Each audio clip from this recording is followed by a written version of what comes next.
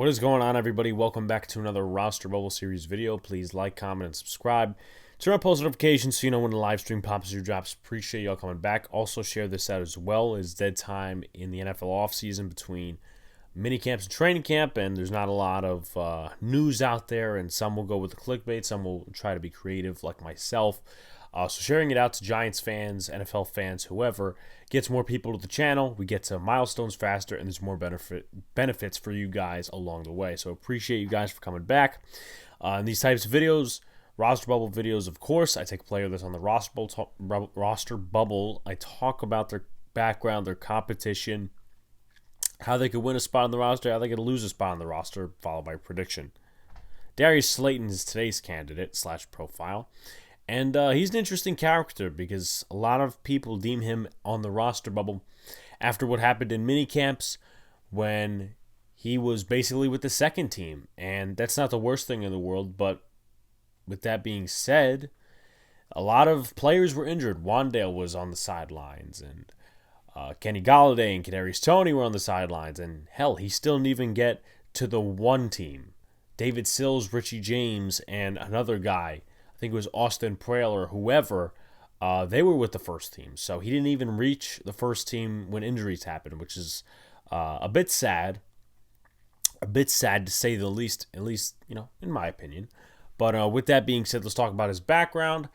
He was a 5th-round pick, 171st overall out of Auburn, selected by the New York Football Giants in 2019.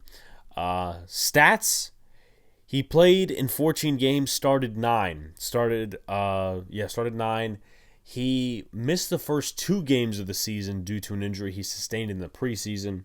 48 receptions, 740 yards, 8 touchdowns, a catch percentage of 57.1. In terms of snap percentage, he played a total of 75% of the offensive snaps, 3% on special teams, and he had a very good rookie year. A lot of Giant fans assumed he was going to be the number 1 wide receiver. Eventually didn't turn out to be, and I really didn't think he was going to be that number 1. I feel like we still needed some wide receiver help. So 2020, new offense, Jason Garrett, played in 16 games, started 15, 50 receptions, 751 yards, so more yards and receptions than the previous year.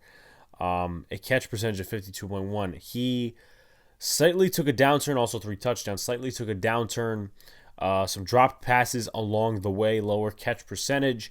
And they were trying to make him the number 1 wide receiver, but it just didn't happen.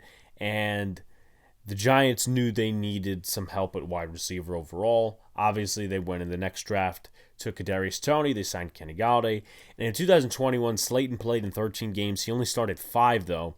26 receptions, 339 yards, 2 touchdowns, a catch percentage of 44.8, so not very good. I didn't talk about 2020 snap percentage. 87% of the offensive snaps, and then 64% in 2021. So Slayton just hasn't been what we wanted him to be. Now, obviously, a 5th-round pick, you could debate what the expectations are and, what they should be, but I feel like Slayton should be better.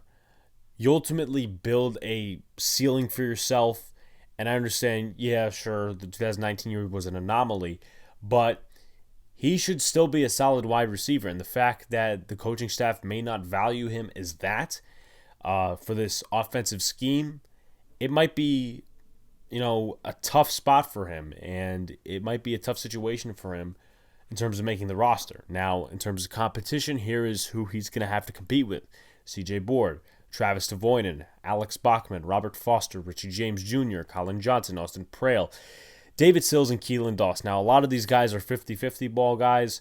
Slayton is one of those guys, but he has more value to him, in my opinion, than a guy like Keelan Doss, than a guy like David Sills, than a guy like Colin Johnson, than a guy like Travis Devoynin. So there's a couple of guys he has more value and experience than, obviously some of these guys. So he's going to have to make a hell of an impression still coming into training camp, knowing that he was, in his terms, underestimated. Now, obviously not in his terms, but he probably thinks the coaching staff is underestimating him. So we'll see. How can he win? Avoid dropping passes with the 2s and the 1s. Ball security, make plays, earn trust of the new staff. Catch every ball possible. Try to reach out for the ones that aren't necessarily on target, whether it's from Daniel Jones, Tyrod Taylor, or Davis Webb even. He's got to make plays. He's got to show off in the preseason. It's one of the more important camps for Darius Slayton. Last year, we didn't consider him a cut candidate. This is the final year of his contract, and the Giants can save $2.5 million by cutting him. But, we'll see what happens. Right now, it's not looking good for him. How can he lose? He has a quiet camp, doesn't stand out from other wide receivers, ball security and scheme fit isn't there. Right now, you have 4 locks, and it's possibly that goes down to 3 because Sterling Shepard, if he's not ready by training camp, by the preseason, he could start the season on the PUP list, and you could just have 3 locks with guys competing for the back end. So he's got to stand out from the other wide receivers. If he has a quiet camp, it's not going to be a sure path to the roster for Darius Slayton.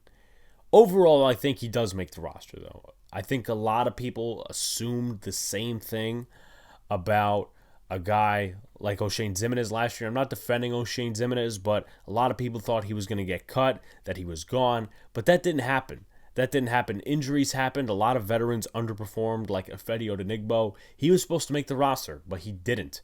Maybe guys like Robert Foster and Richie James are mocked to make the roster. Imagine they don't. Imagine some of these guys underperform. Now, of course, this is in the final prediction of mine in terms of who makes the 53-man. That's going to be after the last game of the preseason.